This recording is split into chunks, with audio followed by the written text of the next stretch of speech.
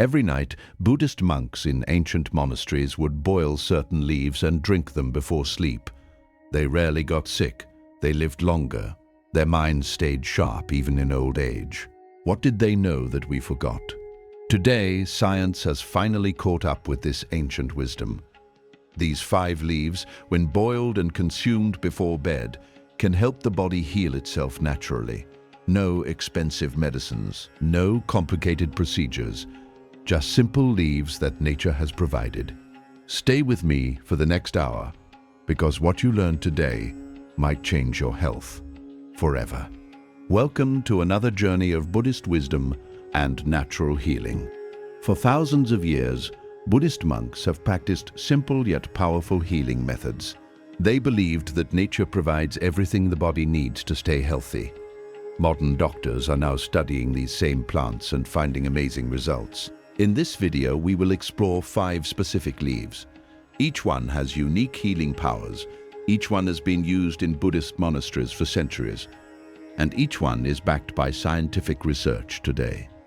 These are not rare or exotic plants. Most of them grow in regular gardens or can be found easily in local markets. Anyone can use them. Anyone can benefit from them. We will cover exactly which leaves to use, how to prepare them properly, what health benefits they provide, and how to make this part of a nightly routine. Everything shared here is based on traditional Buddhist practices combined with modern scientific understanding. Before we begin, remember that natural healing works with patience. These are not magic cures. They are time-tested methods that support the body's own healing abilities.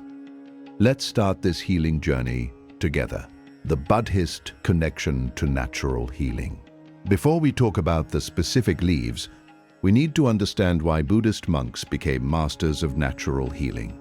Buddhism is not just about meditation and spiritual practice. It's also about living in harmony with nature. The Buddha himself taught that the body and mind are connected. When we take care of one, we help the other. Around 2,500 years ago, the Buddha noticed something important. He saw that people were getting sick because they lived against nature's rhythms. They ate wrong foods. They slept at wrong times. They ignored what their bodies were telling them. So Buddha taught his followers a different way. He called it the middle path. This means not going to extremes, not eating too much or too little, not sleeping too much or too little, finding balance in everything. The monks who followed these teachings lived in monasteries. They did not have access to modern hospitals or pharmacies. They had to rely on what nature provided. So they studied plants very carefully. They observed which leaves helped with headaches, which ones improved digestion, which ones helped people sleep better. These monks kept detailed records. They passed this knowledge from teacher to student for generations. They tested these remedies on themselves first. Only the methods that truly worked survived through centuries. What's fascinating is this. These monks were doing scientific research without even knowing it. They were observing, testing, and recording results, the same method scientists use today. Now, thousands of years later, modern researchers are studying these same plants. They're using advanced laboratory equipment. And guess what? They're confirming what the monks knew all along. These leaves really do have powerful healing properties. The difference is that today we understand why they work. We can see the chemical compounds. We can measure the effects on human cells. We can prove it with data and studies. But the monks didn't need proof. They had something more valuable. They had experience, generation after generation of real results. This is why Buddhist natural healing is so special. It combines ancient wisdom with modern science. It's not based on blind faith. It's based on thousands of years of careful observation and now backed by scientific research. The 5 leaves we're about to discuss come from this rich tradition. Each one has been used in Buddhist monasteries for specific health purposes. Each one has stood the test of time, and each one has scientific studies supporting its benefits. Remember, Buddhist healing is always gentle. It works with the body, not against it. It supports the body's natural ability to heal itself.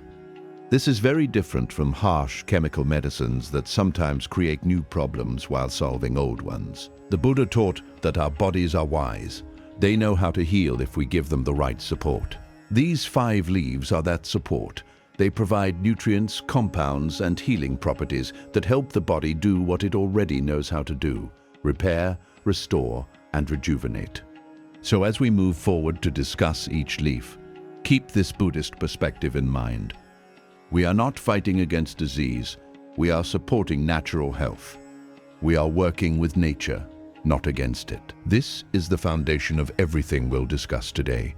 Now let's discover what these 5 powerful leaves are and how they can transform health naturally. Leaf number 1, Tulsi, holy basil. The first leaf we're going to talk about is called Tulsi. Many people know it as holy basil. This is not the same basil used in cooking, though they are related. Tulsi is more powerful and has been considered sacred in many Buddhist and Hindu traditions. What is Tulsi? Tulsi is a small plant with green or purple leaves. It has a strong, pleasant smell. The plant grows easily in warm climates. Many families keep a Tulsi plant right outside their home. It doesn't need much care, just water and sunlight. There are actually 3 main types of Tulsi: Rama Tulsi with green leaves, Krishna Tulsi with purple leaves, and Vana Tulsi, which is wild Tulsi. All 3 have healing properties, though Krishna Tulsi is considered the most potent. Traditional Buddhist use. In ancient Buddhist monasteries, Tulsi was one of the most important plants. Monks would drink Tulsi tea every evening before bed. They believed it purified the body and calmed the mind. Buddhist texts mention Tulsi as a plant that brings clarity. When monks needed to meditate deeply, they would consume Tulsi first. It helped them focus. It reduced mental stress. It prepared the body for rest and the mind for peace. Monks also noticed something interesting. During cold seasons, those who drank Tulsi regularly didn't fall sick as often as others. Their bodies seemed stronger against illness. This observation has now been proven by modern science. Scientific research and health benefits. Now let's look at what science says about Tulsi. Researchers have conducted hundreds of studies on this plant. Here are the main benefits they've discovered. First benefit, stress reduction. Tulsi is what scientists call an adaptogen. This means it helps the body adapt to stress. When we're stressed, our body produces a hormone called cortisol. Too much cortisol causes problems like anxiety, weight gain, and sleep issues. Tulsi naturally lowers cortisol levels. Studies show that people who drink Tulsi tea regularly feel calmer and handle stress better. Second benefit, immune system support. Tulsi contains powerful compounds called eugenol, camphene, and cineol. These compounds boost the immune system. They help the body fight infections, viruses, and bacteria. Research published in the Journal of Ethnopharmacology found that Tulsi increases the production of antibodies and immune cells. This is exactly what the Buddhist monks observed centuries ago. Third benefit, better sleep quality. This is especially important since we're talking about consuming Tulsi before bed. Tulsi doesn't make you drowsy like sleeping pills. Instead, it calms the nervous system naturally.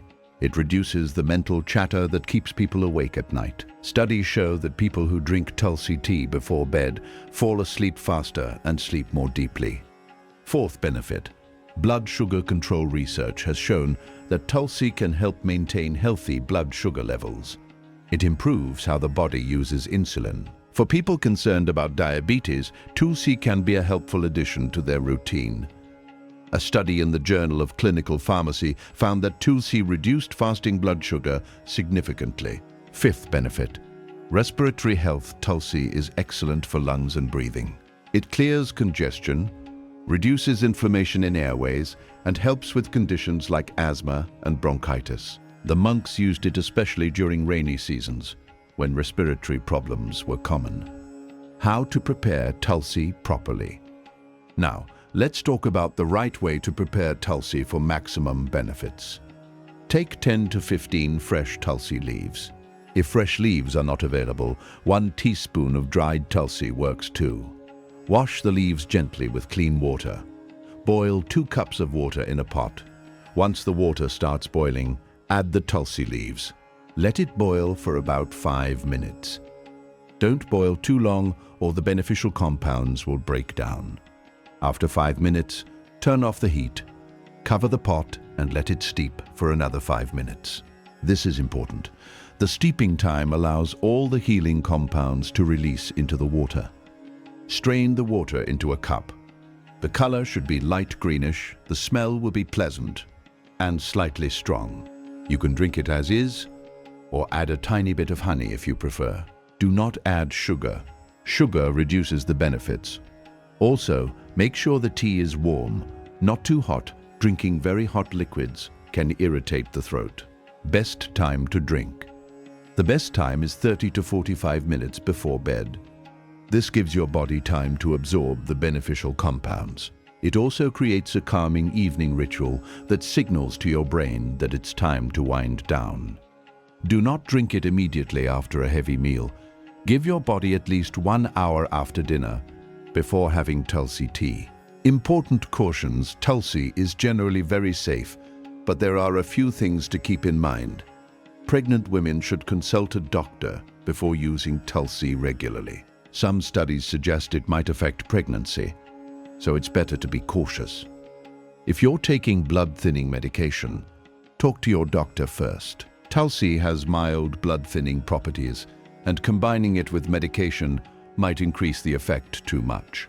People scheduled for surgery should stop taking tulsi at least 2 weeks before the surgery date for the same reason. If you have very low blood sugar or take diabetes medication, monitor your levels carefully when starting tulsi. It can lower blood sugar, which is good, but needs to be balanced with medication. Start with a mild preparation first. Use fewer leaves initially and see how your body responds. After a week, if all is well, you can increase to the full amount. The Buddhist wisdom connection. There's a beautiful teaching in Buddhism about tulsi. The monks said that just as tulsi purifies water, it also purifies the mind. When the mind is pure, the body follows. When the body is clean, sleep comes naturally. When sleep is good, health improves. This simple plant teaches us an important lesson. Healing doesn't have to be complicated. Nature has already provided what we need. We just need to use it wisely and consistently. Tulsi represents the first step in our natural healing journey. It's gentle, effective, and has protected human health for thousands of years. In the next section, we'll explore the second powerful leaf that Buddhist monks used for healing. Leaf number 2, Moringa. This plant is often called the miracle tree or the tree of life. Once you learn about its benefits, you'll understand why it has such powerful names. Moringa is a tree that grows in tropical and subtropical regions. It can grow very tall, sometimes up to 30 feet. The leaves are small, oval-shaped, and bright green. They grow in clusters on thin branches. The entire tree is useful, but today we're focusing specifically on the leaves, because that's what Buddhist monks used most often. In ancient Buddhist monasteries, especially in regions of India, Sri Lanka, and Southeast Asia, moringa trees were planted intentionally. The monks knew this tree was special. They called it the tree that never stops giving. During dry seasons, when other plants would die, moringa would still produce fresh green leaves. During food shortages, moringa provided nutrition. During illness, moringa provided medicine. Buddhist monks who traveled long distances would often carry dried moringa leaves with them. When they felt weak or tired during their journey, they would boil these leaves and drink the water. It restored their energy quickly. When they fell sick in unfamiliar places, moringa was their first medicine. The monks documented that moringa helped with everything from headaches to stomach problems to skin issues. There's an interesting story from Buddhist texts. A senior monk once said that if he could only choose one plant to have for the rest of his life, it would be moringa, because this one plant could keep him nourished, healthy, and strong. Modern science now shows us he was absolutely right. Researchers have studied moringa extensively over the past few decades. What they found is remarkable. Moringa leaves contain more nutrients packed into them than almost any other plant on Earth. Let's look at what science has discovered. Moringa leaves are extremely rich in vitamins and minerals. They contain vitamin A, which is essential for eye health and immune function. They have more vitamin C than oranges, which helps fight infections and keep skin healthy. They're loaded with calcium, even more than milk, which is crucial for bone strength. They contain iron, which prevents anemia and increases energy. They have potassium, which regulates blood pressure and heart function. But nutrition is just the beginning. The real healing power of moringa comes from special compounds it contains. Scientists have identified over 46 different antioxidants in moringa leaves. Antioxidants are substances that protect our cells from damage. They slow down aging. They prevent diseases. They keep organs functioning properly. One specific compound in moringa called quercetin is very powerful. Studies show it lowers blood pressure naturally. It reduces inflammation throughout the body. It protects the heart and blood vessels. Research published in the Journal of Food Science and Technology confirmed that quercetin in moringa is highly effective. Another important compound is chlorogenic acid. This is the same beneficial substance found in green coffee beans. It helps control blood sugar levels. It aids in weight management. It improves how the body processes fat and sugar. A study in the International Journal of Food Sciences found that moringa significantly improved blood sugar control in test subjects. Moringa also contains isothiocyanates. These are special compounds that have strong anti-inflammatory effects. Chronic inflammation is the root cause of many modern diseases, like arthritis, heart disease, and diabetes. Moringa helps reduce this inflammation naturally. The monks didn't know the scientific name for these compounds, but they certainly felt the effects. Let's talk about the specific health benefits that both traditional use and modern research confirm. When consumed regularly, especially before bed, moringa does remarkable things for the body. It dramatically boosts energy levels, but in a different way than caffeine. Caffeine gives a quick spike and then a crash. Moringa provides sustained energy by nourishing cells with nutrients they need. People who drink moringa regularly report feeling more energetic throughout the day without any jittery feeling. Moringa powerfully supports liver health. The liver is our body's main detoxification organ. It filters everything we eat, drink, and breathe. Modern life exposes us to many toxins. Moringa helps the liver process and eliminate these toxins efficiently. Studies on animals showed that moringa actually helped repair liver damage and improved liver enzyme levels. The leaves are excellent for digestive health. They contain fiber that helps with regular bowel movements. They have antibacterial properties that fight harmful bacteria in the gut. They reduce stomach inflammation and help with conditions like ulcers and gastritis. Buddhist monks who ate moringa regularly rarely suffered from digestive complaints. Moringa is exceptional for brain health and mental clarity. It contains amino acids that the brain needs to produce neurotransmitters. These are chemical messengers that affect mood, focus, and memory. The antioxidants in moringa protect brain cells from aging and damage. Research suggests it may even help prevent cognitive decline as we age. For people concerned about cholesterol, moringa offers real help. Studies have shown it can lower bad cholesterol levels while maintaining good cholesterol. This protects the heart and reduces risk of cardiovascular disease. One study published in the Journal of Ethnopharmacology showed significant cholesterol reduction after regular moringa consumption. The anti-inflammatory properties we mentioned earlier make moringa valuable for joint pain and arthritis. Many people report reduced pain and better mobility after using moringa regularly. While it's not a painkiller, it addresses the underlying inflammation causing the pain.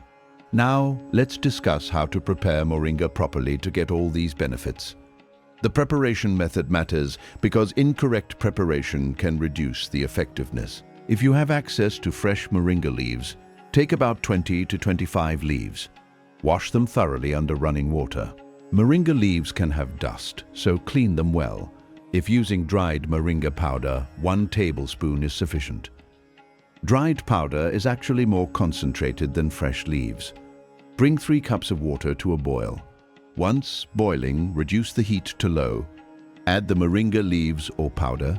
Let it simmer gently for 7 to 10 minutes. Don't boil it vigorously. A gentle simmer preserves the nutrients better. After simmering, turn off the heat and cover the pot. Let it steep for another 10 minutes. This steeping time is crucial. Many of the beneficial compounds continue to release into the water during this period. Strain the liquid carefully. The color should be a beautiful light green, almost like a gentle tea. The taste is slightly earthy and bitter, but not unpleasant. Many people actually enjoy the taste once they get used to it. You can add a small amount of lemon juice if you like. Lemon actually enhances the absorption of iron from moringa. A little honey can be added for taste, but avoid sugar. Drink it while it's warm, about 30 to 60 minutes before bedtime. One important tip about timing: unlike tulsi, which is very calming, moringa is more energizing. So why drink it before bed? The answer is that moringa supports the body's natural repair processes that happen during sleep. It provides nutrients that the body uses overnight for healing and regeneration. Most people don't experience sleep disruption from it, but if you find it makes you too alert, you can drink it earlier in the evening, perhaps 2 hours before bed instead.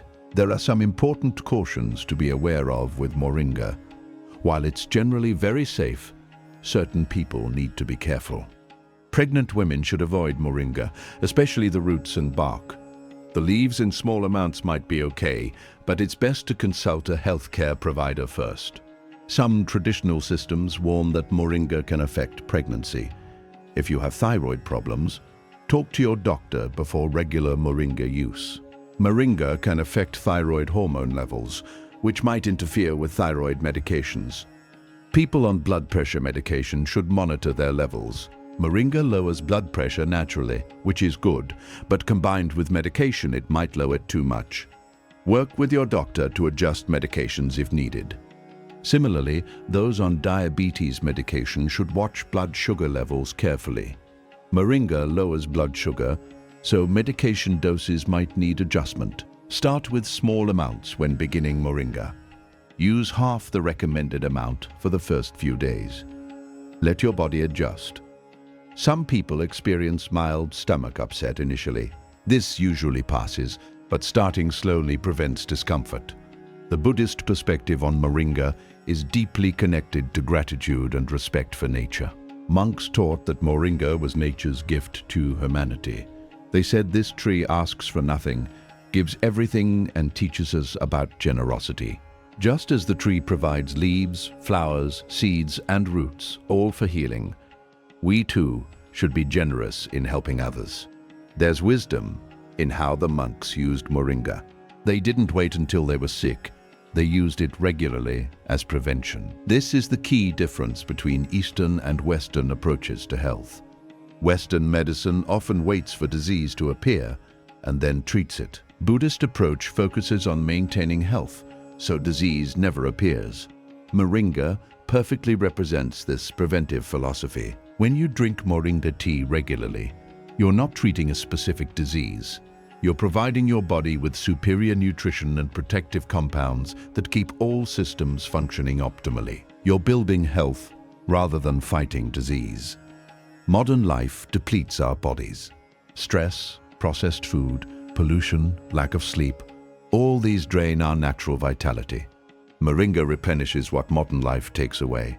It's like recharging a battery that gets drained every day. This second leaf, moringa, works beautifully together with tulsi. Where tulsi calms and purifies, moringa nourishes and strengthens.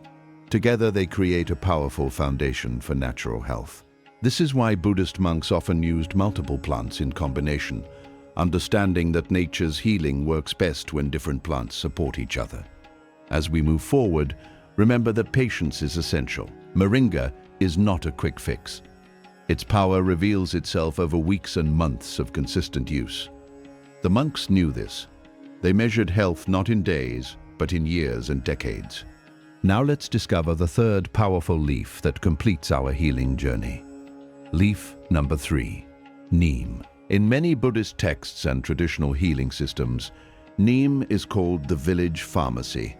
This single tree has been protecting human health for over 4,000 years. The name itself comes from ancient Sanskrit meaning the healer of all ailments. Neem is a large, evergreen tree that can live for over 200 years. It has small, pointed leaves that grow in clusters. The leaves are bright green when young and darker as they mature. The tree is incredibly resilient. It grows in harsh conditions where other trees struggle. It survives droughts, poor soil, and extreme heat. This strength, the monks believed, transfers to those who use it. Buddhist monasteries, particularly in India, Myanmar, and Thailand, always had neem trees in their courtyards. The monks considered neem trees sacred, not for religious reasons, but because of their immense healing value. Every part of the tree was used for different purposes, but the leaves were the most commonly consumed remedy. In ancient monastery records, neem is mentioned more frequently than almost any other medicinal plant. The monks used neem for purification. They believed that just as neem protected itself from insects and diseases, it would protect the human body in the same way. This wasn't superstition. They observed real results over generations. Traveling monks would carry dried neem leaves in their bags. When they stopped at villages and found people suffering from skin diseases, fever, or infections, they would prepare neem remedies. The reputation of neem spread because people actually got better. Villages started planting neem trees near their homes for easy access to medicine. There's a beautiful Buddhist teaching about neem. The monks said that neem is bitter to taste, but sweet in results. This represented a larger life lesson that sometimes the things that are difficult or unpleasant in the moment bring the greatest benefits in the long run. Neem became a symbol of this wisdom. Now let's explore what modern science has discovered about this remarkable plant. Researchers have identified over 140 active compounds in neem leaves. This is an extraordinarily high number. Each compound has specific effects on the body. The complexity of neem is one reason it can address so many different health issues. The most important compounds in neem include nimbin, nimbidin, azadirachtin, and quercetin. These tongue-twisting names represent powerful healing molecules. Scientists have been amazed at how these compounds work together synergistically, meaning they're more effective combined than any single compound alone. Neem has powerful antibacterial properties. Studies published in the Journal of Ethnopharmacology tested neem against various harmful bacteria. The results showed that neem effectively killed or stopped the growth of bacteria that cause infections.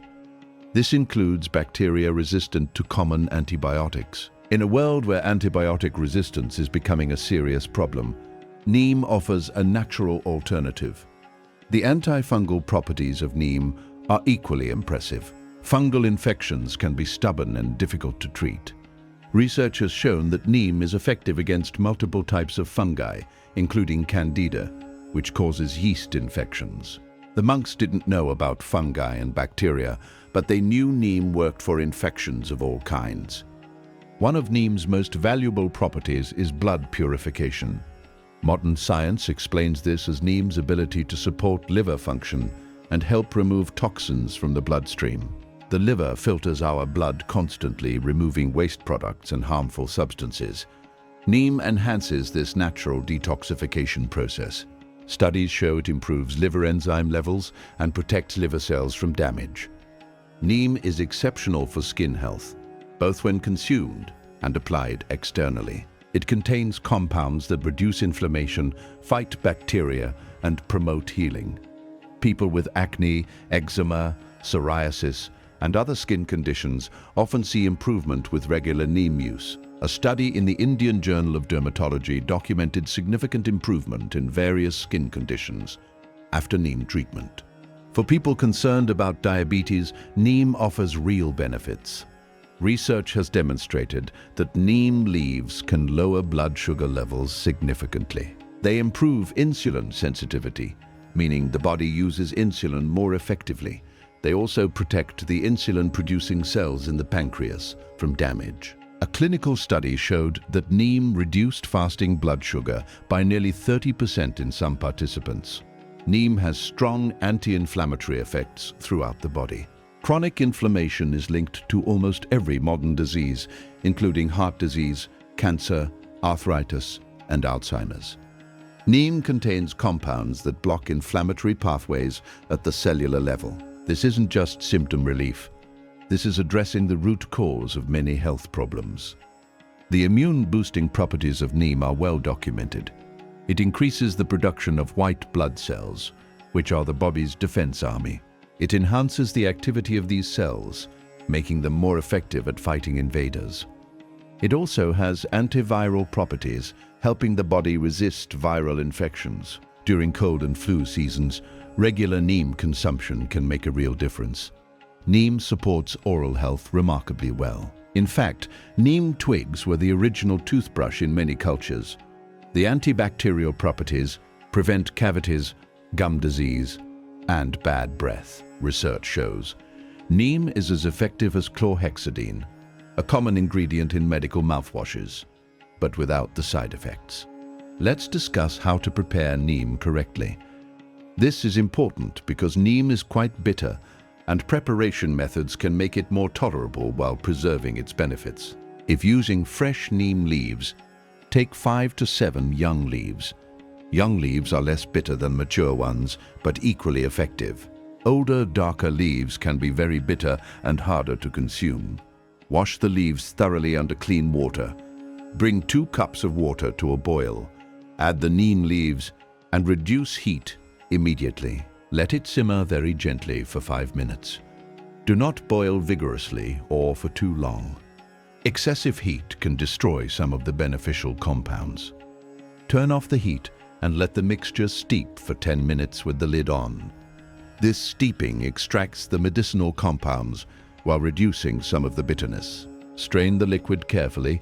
The color will be yellowish-green and the smell will be distinctive, slightly medicinal. Now here's the important part about taste.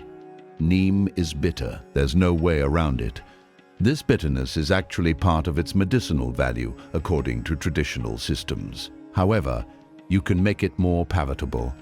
Add half a teaspoon of honey and a squeeze of fresh lemon juice. The lemon cuts the bitterness significantly, and honey provides a pleasant contrast. Some people add a small piece of ginger while boiling, which adds flavor and additional digestive benefits. If fresh leaves are unavailable, neem powder can be used. Use half a teaspoon of dried neem powder for 2 cups of water. The preparation method is the same. Be careful with neem powder, as it's more concentrated and can be very bitter. Drink this neem preparation about 1 hour before bedtime. Unlike moringa, which is energizing, neem is neutral. It won't make you sleepy or alert. It simply does its cleansing and healing work while you sleep. An important note about frequency. While tulsi and moringa can be consumed daily indefinitely, neem is different. It's stronger medicine. For general health maintenance, consume neem tea 3 to 4 times per week, not every single day. For specific health issues like skin problems or infections, daily use for a limited period of 2 to 3 weeks is acceptable, followed by a break. This cycling approach is actually what Buddhist monks practiced. They understood that even beneficial substances should be given in cycles, allowing the body to rest and maintain its own natural balance. Now let's talk about important portions with neem. While neem is generally safe, it's powerful medicine and requires respect. Pregnant women should absolutely avoid neem. Traditional texts strongly warn against this, and modern research confirms it. Neem can affect pregnancy and should not be consumed during this time. Women trying to conceive should also avoid regular neem consumption. Some research suggests neem might have contraceptive effects. While this isn't proven conclusively, it's better to be cautious. People with autoimmune diseases should consult a healthcare provider before using neem. Since neem stimulates the immune system, it could theoretically worsen autoimmune conditions where the immune system is already overactive. Children under 12 years old should not consume neem internally. Their bodies are still developing, and neem's strong effects might be too intense for young systems. If you're scheduled for surgery, stop neem consumption at least 2 weeks before. Neem can affect blood sugar and blood clotting, which could complicate surgery. People with kidney disease should be cautious. While neem supports healthy kidney function, existing kidney damage might make it difficult for the body to process neem properly. Start with a very diluted preparation when beginning neem. Use only 2 to 3 leaves instead of 5 to 7 for the first few times. Let your body adjust gradually. Some people experience mild nausea initially due to the bitterness and detoxifying effects. Never exceed the recommended amount. More is not better with neem. Taking too much can cause stomach upset, nausea, or diarrhea. The monks taught moderation with neem more than with any other plant. The Buddhist wisdom surrounding neem goes beyond just physical healing. Monks taught that neem purifies not just the body, but also cultivates discipline. Because neem is bitter and requires commitment to consume regularly, it teaches the mind to accept what is beneficial even when it's not immediately pleasant. This relates to a core Buddhist principle about attachment to pleasure and aversion to discomfort. Most people only want sweet, pleasant experiences, but growth often comes through accepting and working with challenging experiences. Neem becomes a daily practice in this principle. The monks also observed that neem taught humility. Here was this common tree growing everywhere, asking nothing, yet offering profound healing. It reminded them that the most valuable things in life are often simple and accessible, not rare or expensive. In monasteries, drinking neem tea was sometimes done as a group activity. The monks would prepare it together, drink it together, and discuss their observations about health and nature. This created community around healing. It transformed medicine taking from a solitary clinical act into a shared, meaningful practice. There's also an environmental wisdom here. Neem trees improve soil quality. They provide shade. They repel harmful insects naturally without chemicals. By using and respecting neem, people had a reason to plant and protect these trees. Health and environmental care became connected. This third leaf, neem, represents purification and protection. While tulsi calms the mind and moringa nourishes the body, neem cleanses and defends. Together, these three create a comprehensive approach to natural health. The monks understood something crucial that modern medicine is just rediscovering. The body has an incredible ability to heal itself when given the right support and when obstacles are removed. Neem removes obstacles like toxins, infections, and inflammation.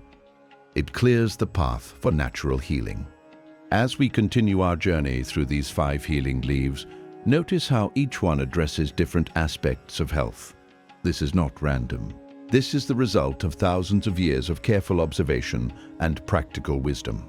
Now let's move to the 4th powerful leaf that Buddhist monks treasured for its unique healing properties. Leaf number 4, guava.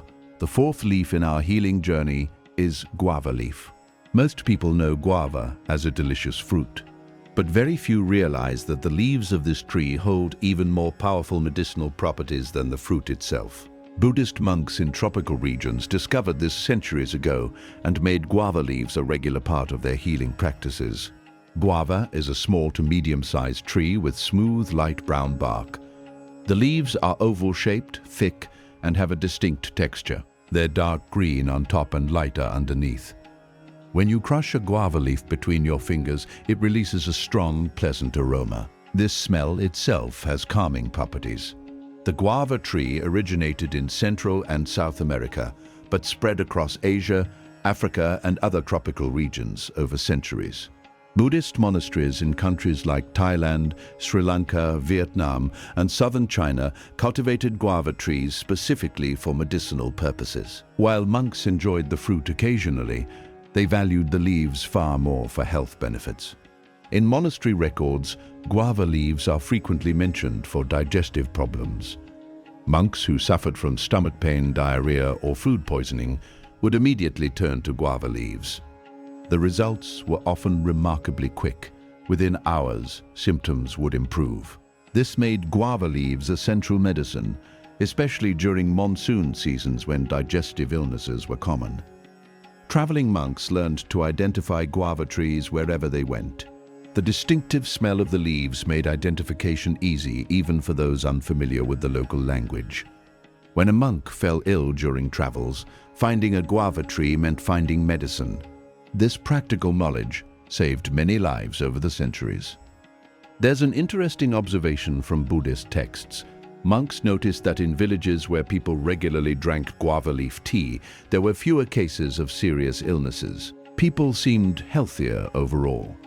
They attributed this to the protective and strengthening properties of the leaves. Modern science now confirms they were correct.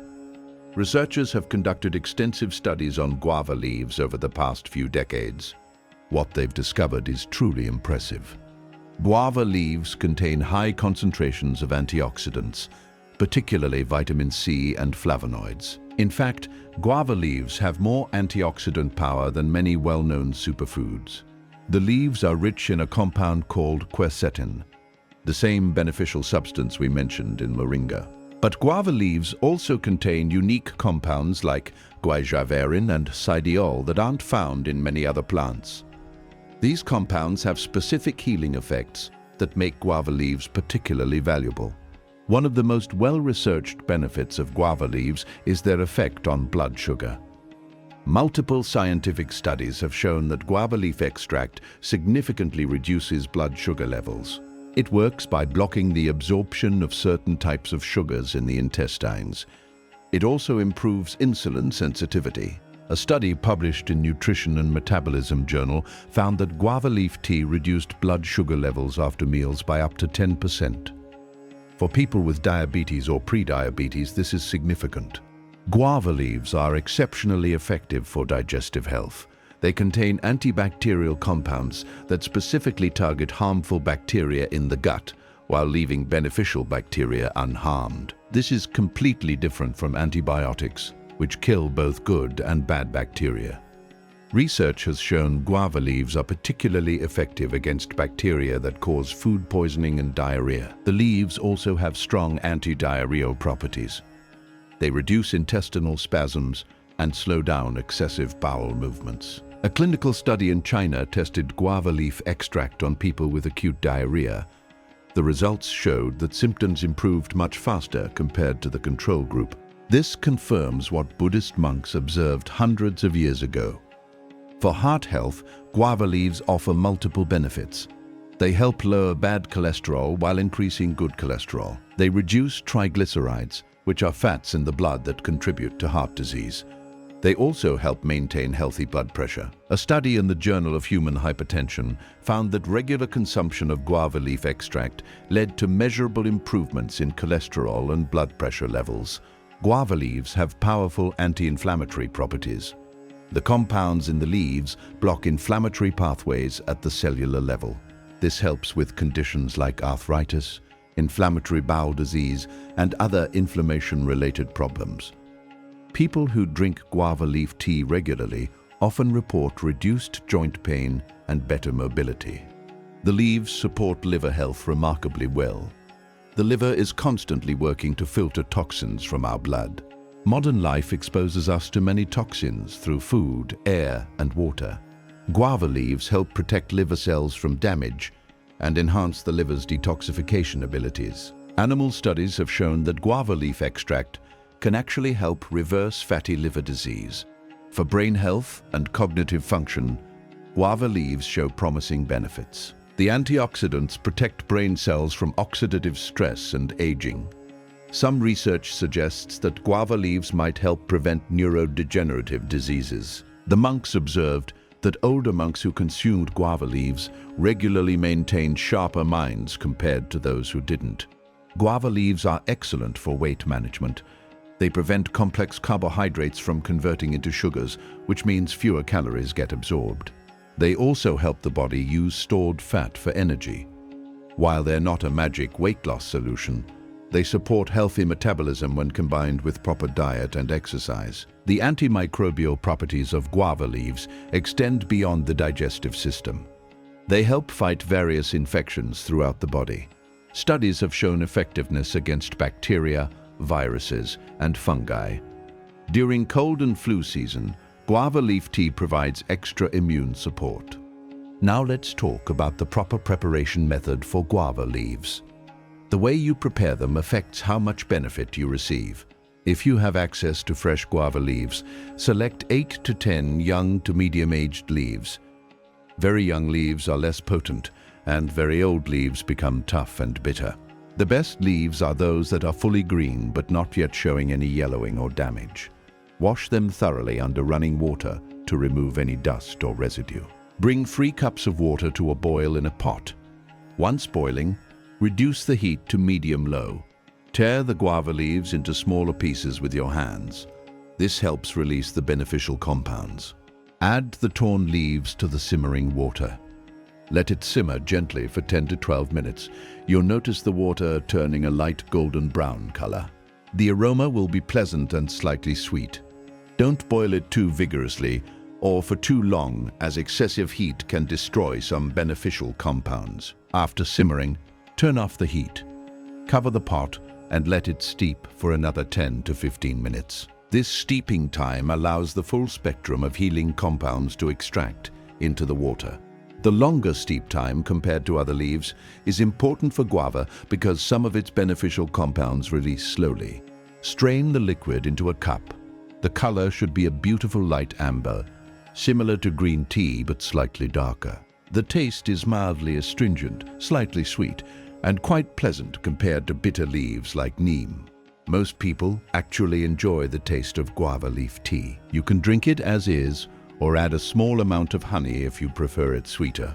A squeeze of lemon adds vitamin C and enhances flavor. Some people add a small piece of cinnamon stick while boiling, which complements the flavor beautifully and adds additional blood sugar benefits. If fresh leaves aren't available, dried guava leaves work excellently. Use 1 to 2 tablespoons of dried crushed leaves for 3 cups of water. The preparation method remains the same. Dried leaves are actually more concentrated, so you might need slightly less. The best time to drink guava leaf tea is about 45 minutes to an hour before bedtime. However, if you're using it specifically for blood sugar control, drinking it 30 minutes before your largest meal of the day provides additional benefits. You can consume it twice daily if needed, once before a meal and once before bed. For digestive issues like diarrhea or stomach upset, you can drink guava leaf tea more frequently, up to 3 times a day until symptoms improve. The monks would prepare a stronger concentration for acute digestive problems by using more leaves and simmering longer. Guava leaf tea is generally very safe, but there are a few considerations to keep in mind. Most people can consume it daily without any issues, but let's go through some important cautions. Pregnant women should consult their healthcare provider before regular consumption. While guava fruit is safe during pregnancy, concentrated amounts of the leaves haven't been studied enough in pregnant women. It's better to be cautious. If you're taking diabetes medication, monitor your blood sugar levels carefully when starting guava leaf tea. Since it lowers blood sugar naturally, combining it with medication might lower blood sugar too much. You may need to adjust medication doses with your doctor's guidance. People with very sensitive stomachs might experience mild constipation when first starting guava leaf tea, especially if consuming it in larger amounts. This is because guava leaves have astringent properties that can slow down bowel movements. If this happens, reduce the amount of leaves used or drink it less frequently. If you're on blood pressure medication, monitor your levels. Guava leaves can lower blood pressure, which is beneficial, but combined with medication, it needs to be watched. Work with your healthcare provider to adjust medications if necessary. Some people may experience mild nausea when drinking guava leaf tea on an empty stomach. If this happens, consume it after a light snack rather than on a completely empty stomach. Start with a milder preparation when beginning. Use fewer leaves initially, perhaps 5 or 6 instead of 8 to 10, and see how your body responds. After a week, if all goes well, increase to the full amount. The Buddhist perspective on guava leaves connects to teachings about abundance and gratitude. Monks observed that guava trees are incredibly generous. One tree produces hundreds of leaves continuously. The leaves grow back quickly after harvest. The tree asks for very little care, yet gives abundantly. This became a teaching point. Just as the guava tree gives freely, humans should also share their knowledge and resources freely. Many monasteries would prepare guava leaf tea, not just for monks, but for villagers who came seeking help. The medicine was never sold, always given. There's also a lesson about hidden value. The guava fruit is visible, colorful, and sweet. Everyone values it. But the real treasure, the leaves with greater healing power, are often overlooked. Monks use this to teach that the most valuable things in life are often not the most obvious or attractive. True value requires deeper understanding. In monastery life, the process of preparing guava leaf tea was done mindfully, selecting leaves, washing them, tearing them by hand, watching the water change color, smelling the aroma. Each step was done with full attention. This transformed a simple health practice into a meditation. The act of making medicine became as healing as the medicine itself. Guava leaves also taught seasonal awareness. The monks noticed that leaves harvested during certain times of the year or certain weather conditions were more potent. They learned to work with nature's rhythms rather than against them. This created a deeper connection to the natural world. This fourth leaf, guava, represents balance and gentleness. While neem is strong and purifying, guava is gentle yet effective. It heals without harshness. It protects without aggression. This reflects an important Buddhist principle.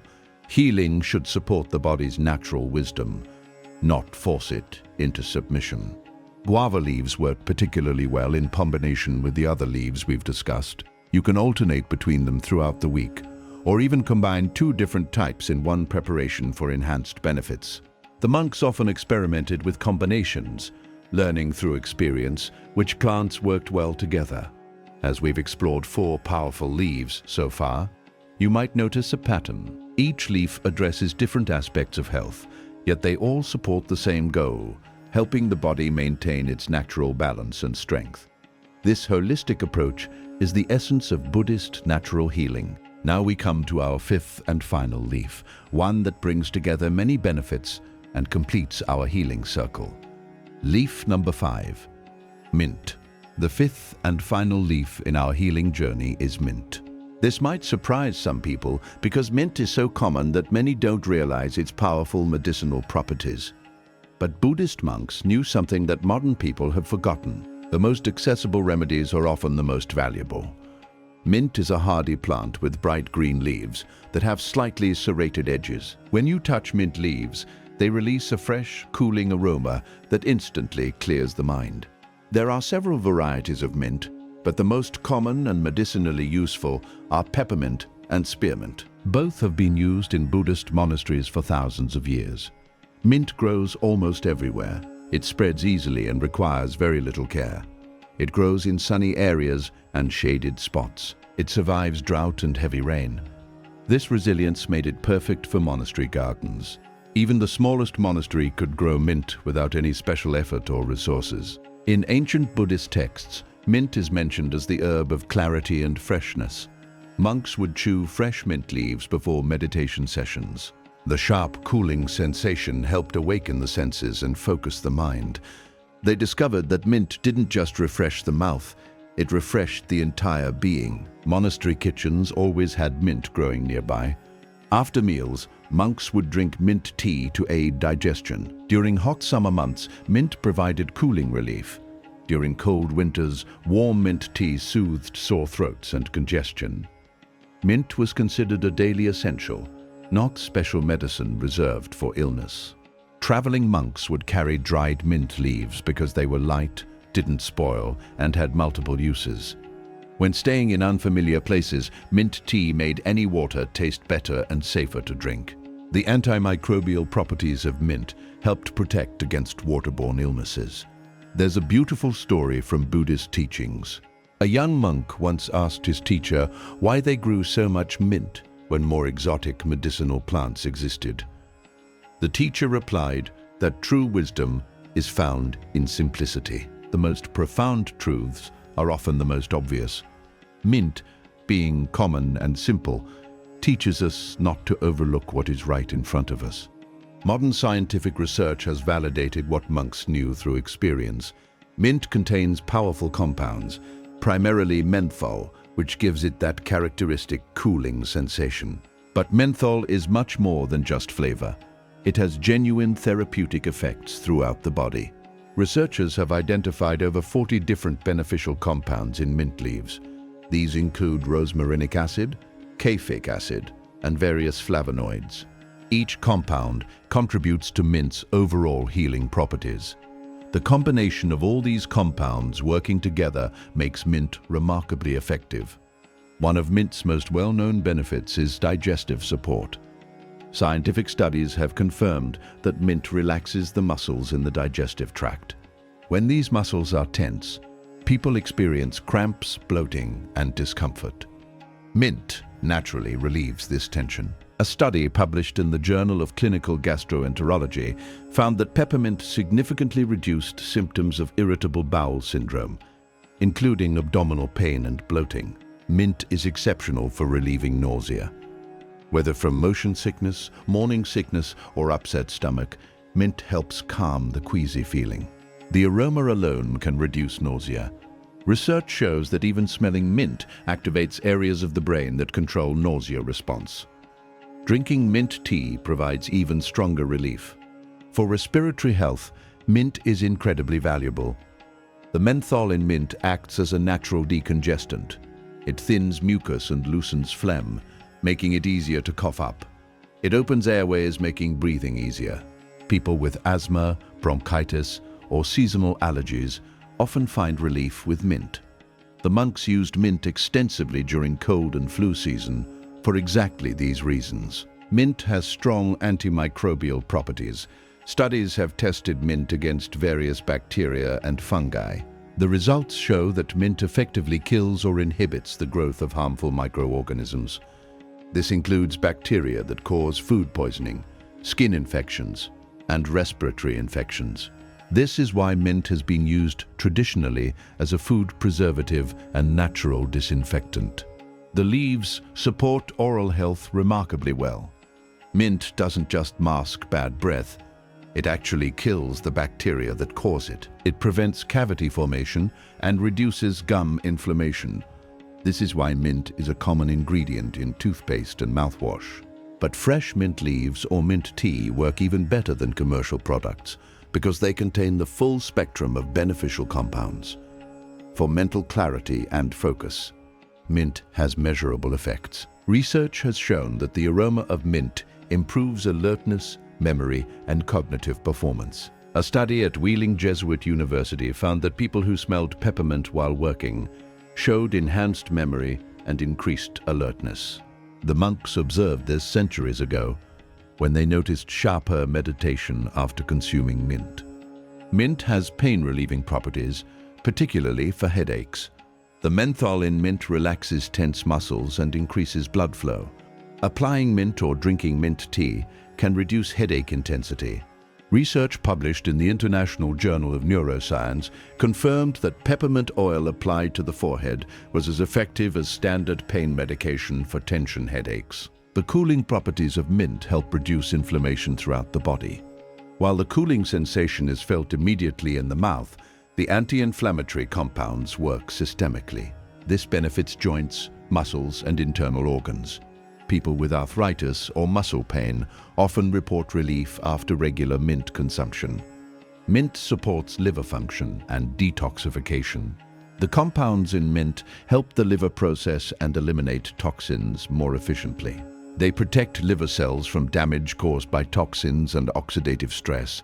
Animal studies have shown that mint extract can reduce liver damage and improve liver enzyme levels. For stress and anxiety relief, mint provides gentle but effective support. The aroma has calming effects on the nervous system. Drinking mint tea before bed helps many people relax and transition into sleep mode. Unlike some sedative herbs, mint doesn't cause drowsiness during the day. It calms without making you sleepy. Mint may help with weight management through several mechanisms. It improves digestion, which helps the body process food more efficiently. It reduces appetite slightly, helping prevent overeating. Some research suggests it may slightly increase metabolism. While not a weight loss miracle, it supports healthy weight as part of an overall lifestyle. Now let's discuss the proper preparation of mint for maximum health benefits. Mint is perhaps the easiest of all the leaves we've discussed to prepare, yet there are still some tips for getting the most out of it. If using fresh mint, take a generous handful of leaves, approximately 15 to 20 leaves depending on size. Fresh mint is always preferable because it contains the full spectrum of volatile oils that provide therapeutic benefits. Wash the leaves gently under cool water. Mint leaves are delicate and bruise easily. Bring 2 to 3 cups of water to a boil. Once boiling, turn off the heat. This is important. Unlike the other leaves we've discussed, mint should not be boiled. Boiling destroys many of the delicate volatile oils that give mint its medicinal properties. Add the fresh mint leaves to the hot water immediately after turning off the heat. Gently press the leaves down with a spoon to ensure they're submerged. Cover the pot or cup with a lid. This is crucial. The lid traps the aromatic oils that would otherwise evaporate into the air. Let the mint steep for 10 to 15 minutes. The longer you steep, the stronger the tea becomes. For medicinal purposes, 15 minutes is ideal. You'll notice the water turning a light greenish color and the wonderful aroma filling the air. Strain the leaves and pour the tea into your cup. The taste of fresh mint tea is pleasant, refreshing, and naturally slightly sweet. Most people enjoy it without any additions. If you prefer, you can add a small amount of honey, but it's not necessary. Avoid adding sugar as it diminishes the health benefits. If using dried mint, use 1 to 2 tablespoons for 2 cups of water. Dried mint is more concentrated than fresh, so less is needed. The preparation method is the same. Hot water, not boiling water. Steeped covered for 15 minutes. Many people enjoyed combining mint with other herbs. Mint pairs beautifully with lemon balm, chamomile, or even with the other leaves we've discussed. A combination of mint and tulsi makes an excellent evening tea. Mint and ginger together is powerful for digestive issues. The best time to drink mint tea depends on your purpose. For digestive support, drink it 20 to 30 minutes after meals. For better sleep, drink it 30 to 45 minutes before bed. For mental clarity and focus, drink it in the morning or early afternoon. For respiratory issues, drink it 2 to 3 times throughout the day. Mint tea can be consumed daily without any problems for most people. Unlike neem, which requires cycling, mint is gentle enough for continuous use. Many people make it part of their daily routine and experience ongoing benefits. Mint is one of the safest herbs, with very few cautions. But there are still a few things to be aware of for certain individuals. People with gastroesophageal reflux disease, commonly known as GERD or acid reflux, should be cautious with mint. While mint helps most digestive issues, it can sometimes relax the valve between the stomach and esophagus, potentially worsening reflux in sensitive individuals. If you have GERD, start with small amounts and see how your body responds.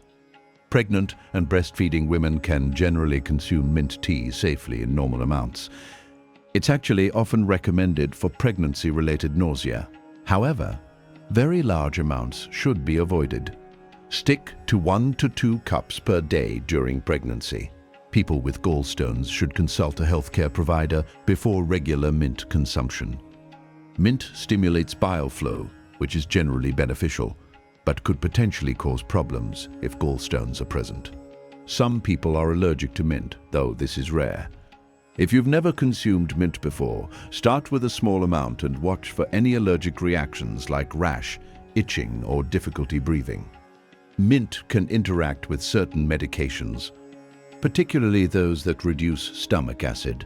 If you're on prescription medications, especially for digestive issues, check with your healthcare provider about potential interactions. Very strong mint preparations might cause heartburn in sensitive individuals. If this happens, simply reduce the amount of mint used or dilute the tea more. The Buddhist wisdom surrounding mint is profound in its simplicity. Monks taught that mint represents accessibility of healing. Not everyone could afford expensive medicines. Not everyone lived near rare medicinal plants. But almost everyone could access mint. This created an important teaching about equality in health. Healing should not be reserved for the wealthy or privileged. Nature provides basic remedies that everyone can use. Mint became a symbol of this democratic approach to wellness. There's also a teaching about presence and mindfulness connected to mint. The strong, immediate sensation of mint brings awareness to the present moment. When you taste mint, you cannot think about the past or future. You are fully here now. The monks used this quality to cultivate mindfulness. In monastery gardens, caring for mint became a meditation practice. The plant required attention but not excessive effort. It spread enthusiastically, teaching about abundance. It needed occasional trimming, teaching about boundaries and control. Even simple gardening became spiritual practice.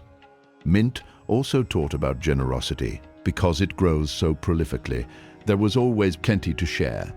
Monasteries would give mint plants to visitors or villagers who asked. Sharing medicine was sharing compassion. The act of giving mint became as valuable as the mint itself. The refreshing quality of mint carried symbolic meaning. Just as mint refreshes the mouth and body, spiritual practice refreshes the mind and soul. The monks drew parallels between physical freshness and spiritual renewal. Both required regular maintenance and attention. This fifth leaf, mint, represents completion and integration. Where tulsi calmed, moringa nourished, neem purified, and guava balanced, mint refreshes and integrates. It brings all the benefits together into a cohesive whole. This is why mint is often consumed last or used to finish a meal. The 5 leaves together create a complete system of natural healing. Each addresses different needs, yet all work toward the same goal of supporting the body's innate wisdom. The monks understood that health is not about fighting disease. Health is about creating conditions where disease cannot take hold. These simple leaves represent thousands of years of observation, experience, and wisdom. They cost almost nothing. They grow easily. They work gently. Yet their power to protect and restore health is profound. This is the beauty of Buddhist natural healing. It's accessible to everyone, effective for most conditions, and completely aligned with nature's design. As we conclude our exploration of these 5 healing leaves, remember the most important Buddhist teaching about health. The body wants to be healthy. It knows how to heal. Our job is not to force healing, but to remove obstacles and provide support. These 5 leaves do exactly that. They clear toxins, provide nutrients, fight infections, reduce inflammation, and create the perfect environment for natural healing. Now let's discuss how to bring all of this wisdom into a practical nightly routine that can transform your health. How to create your nightly routine. Now that we've explored all 5 powerful leaves, the most important question is how to actually use this knowledge in daily life. Buddhist monks didn't just know about these leaves, they made them part of their regular practice. This consistency is what created real, lasting health benefits. The key to success with natural healing is routine. Taking these leaves once or twice won't create transformation, but making them part of your nightly habit, just like brushing your teeth, can change everything.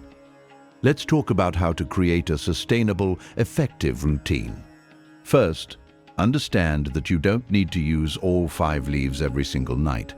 In fact, that would be overwhelming and unnecessary. The monks rotated between different leaves based on seasons, individual needs, and what was growing abundantly at the time. You should do the same. Here's a simple approach that works for most people. Choose 2 or 3 leaves to focus on initially. Start with the ones that address your most pressing health concerns. If you have digestive issues, begin with guava and mint. If you're dealing with stress and sleep problems, start with tulsi and mint. If you need immune support and detoxification, begin with neem and moringa. Use your chosen leaves for 2 to 3 weeks consistently. This gives your body time to respond and adjust. After this initial period, you can rotate to different leaves or add another one to your routine. This rotation prevents your body from becoming too accustomed to any single remedy and ensures you receive a broad spectrum of benefits. A practical weekly schedule might look like this. Monday, Wednesday, and Friday you drink tulsi tea before bed. Tuesday and Thursday you drink moringa tea. Saturday you use neem. Sunday you enjoy mint tea. This gives you variety while maintaining consistency. You can adjust this pattern based on your personal preferences and how your body responds. Some people prefer to combine 2 different leaves in one preparation. This is absolutely acceptable and actually follows traditional Buddhist practices. Tulsi and mint work beautifully together. Moringa and mint create a nutritious, refreshing combination. Guava and mint support both digestion and relaxation. Experiment to find combinations you enjoy. When combining leaves, use slightly less of each than you would if preparing them individually. For example, instead of 10 tulsi leaves, use 6 tulsi leaves and 8 mint leaves together. This prevents the tea from becoming too strong or overwhelming. The preparation process itself should become a mindful ritual, not a rushed chore. Set aside 20 to 30 minutes each evening for this practice. This isn't wasted time. This is an investment in your health and well-being. Start by selecting your leaves for the evening. If growing them yourself, go to the garden and pick them fresh. Notice the plant. Express gratitude for what it provides. This might sound unnecessary, but creating this mental connection enhances the healing experience. The monks understood that healing happens in the mind as much as in the body. Wash the leaves slowly and carefully. Feel the texture, smell the aroma. Bring your full attention to what you're doing, rather than letting your mind wander to tomorrow's tasks or today's problems. This is a meditation in action. As the water boils, observe the process. Watch the bubbles form. Hear the sound of heating water. Stay present. When you add the leaves and watch the water change color, notice the transformation. This simple act of paying attention reduces stress by itself, even before you drink the tea. While the tea steeps, sit quietly. You can practice deep breathing. Breathe in slowly through your nose for a count of 4. Hold for a count of 4. Breathe out through your mouth for a count of 6. Repeat this 5 to 10 times. This breathing practice calms the nervous system and prepares your body for the healing tea. When the tea is ready, pour it slowly. Hold the warm cup in your hands. Feel the warmth. Smell the aroma deeply. Take your first sip slowly, letting the liquid touch every part of your mouth before swallowing. Continue drinking slowly, maintaining awareness of taste, temperature, and sensation. As you drink, reflect on the healing properties you've learned about. Think about how these natural compounds are entering your body, supporting your cells, strengthening your organs, and promoting balance. This isn't magical thinking. This is focusing your mind on the positive changes happening within you. After finishing your tea, sit quietly for a few more minutes. Notice how your body feels. Is there a sense of calm, warmth, relaxation? Simply observe without judgment. Then take your cup to the kitchen, wash it mindfully, and prepare for bed. This entire process, from selecting leaves to washing the cup, becomes your evening ritual. It marks the transition from the active part of your day to the restful part. It signals to your body and mind that it's time to slow down, let go of the day's tensions, and prepare for restorative sleep. Regarding timing, try to perform this ritual at approximately the same time each night. The body loves rhythm and routine. If you drink your healing tea at 9 p.m. every night, your body will begin to anticipate it and prepare for the benefits. This consistency enhances effectiveness. Keep your preparation simple. Don't worry about having perfect equipment or fancy tea sets. A simple pot, a strainer, and a cup are all you need.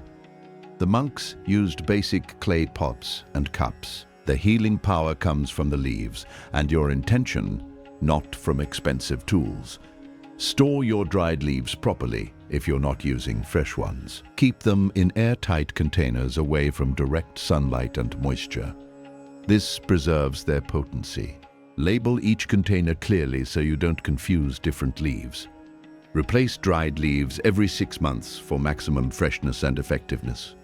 If you grow these plants at home, you'll have the best quality leaves available. All 5 plants can be grown relatively easily. Mint and tulsi are particularly easy for beginners. Having the plants visible in your home serves as a daily reminder of your commitment to natural health. One important point about expectations. Natural healing works differently than pharmaceutical medicine. You won't necessarily feel dramatic effects after the first cup. The changes are often subtle and gradual. You might notice after 2 weeks that you're sleeping better. After a month, your digestion improves. After 3 months, you realize you haven't been sick, even though everyone around you caught colds. Keep a simple health journal if you want to track your progress. Nothing complicated, just brief notes. Write down which leaf you used, how you felt before drinking it, and any observations the next morning. Over time, you'll see patterns and understand which leaves work best for your unique body. Don't become rigid or stressed about this routine. If you miss a night, that's perfectly fine.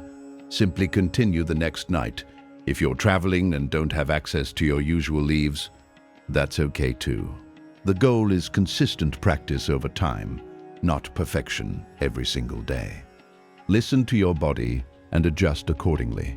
If you notice that moringa makes you too alert before bed, switch to drinking it earlier in the evening. If neem bothers your stomach, reduce the amount or use it less frequently. Buddhist healing is about working with your body, not forcing it to conform to rules. As seasons change, you might naturally gravitate toward different leaves. In summer, cooling mint and tulsi might feel more appropriate. In winter, warming moringa might appeal more. Honor these natural preferences. They often reflect what your body needs. Remember that these leaves work best as part of an overall healthy lifestyle. They're not magic potions that counteract poor diet, lack of sleep, and chronic stress. They're powerful tools that support a body that's already being treated with care and respect. Combine your nightly leaf tea with other healthy practices. Go to bed at a reasonable hour. Keep your bedroom dark and cool. Avoid screens for at least 30 minutes before bed. These simple practices multiply the benefits of your healing tea. The Buddhist approach is holistic. Everything connects to everything else. Your evening tea ritual naturally leads to better sleep. Better sleep leads to more energy. More energy leads to healthier choices during the day. Those healthy choices make the evening tea even more effective. It becomes a positive cycle. This nightly routine is more than just drinking tea. It's a commitment to yourself. It's a statement that your health matters. It's choosing natural wisdom over quick fixes. It's connecting with thousands of years of healing knowledge. It's participating in the same practices that kept Buddhist monks healthy for centuries. Start tonight. Don't wait for the perfect time or perfect circumstances. Choose one leaf based on what you've learned. Prepare it mindfully. Drink it slowly. Notice what happens. Then do it again tomorrow night and the night after that. Let consistency create transformation. This simple practice, repeated nightly, has the power to change your health trajectory. not through force or complicated protocols, but through gentle, natural support that allows your body to heal itself exactly as nature intended. We've come to the end of our journey through these 5 powerful healing leaves. Let's quickly remember what we've discovered today. Tulsi, the first leaf, calms your mind and strengthens your immune system. It reduces stress and prepares your body for deep, restful sleep. Moringa, the second leaf, nourishes every cell in your body with vitamins, minerals, and antioxidants. It gives you energy and protects your organs from damage. Neem, the third leaf, purifies your blood and fights infections. It's nature's powerful cleanser that removes toxins and protects against disease. Guava, the fourth leaf, balances your digestion and controls blood sugar. It heals gently while supporting your heart and liver. Mint, the fifth leaf, refreshes your entire system. It clears your mind, soothes your stomach, and brings everything together in harmony. These 5 simple leaves have protected human health for thousands of years. Buddhist monks trusted them. Modern science confirms them. Now it's your turn to experience their benefits. The most important thing to remember is this: natural healing requires patience and consistency. Don't expect overnight miracles. Expect gradual, sustainable improvement that builds over weeks and months. This is how real healing works. Start with just 1 leaf tonight. Don't overthink it. Choose the one that speaks to your current needs. Prepare it the way we've discussed. Drink it mindfully. Make it part of your evening routine. Your body has an amazing ability to heal itself when given the right support. These leaves are that support. They're not complicated, they're not expensive, they're not difficult to find. They're simply nature's gift to us, waiting to be used. If you found this information valuable, please share this video with someone who needs natural healing in their life. Your mother, your father, your friend who's struggling with health issues. Knowledge becomes more powerful when it's shared. Subscribe to this channel for more Buddhist wisdom and natural healing knowledge. We have many more videos exploring ancient practices that modern science is now confirming. Leave a comment below telling us which leaf you're going to try first and why. Share your experiences after a few weeks. Your story might inspire someone else to begin their healing journey. Remember, the Buddha taught that we are all responsible for our own health and happiness. These 5 leaves give you the tools. Now you must take action. Don't wait for perfect conditions. Don't wait until you're seriously sick. Start building your health today, tonight, with 1 simple cup of healing tea. Nature has provided everything we need. The monks showed us how to use it. Science has confirmed it works. Now the choice is yours. Thank you for spending this hour with me. May these ancient healing practices bring you health, peace, and vitality. Start your journey tonight. Until next time, stay healthy, stay wise, and trust in nature's healing power.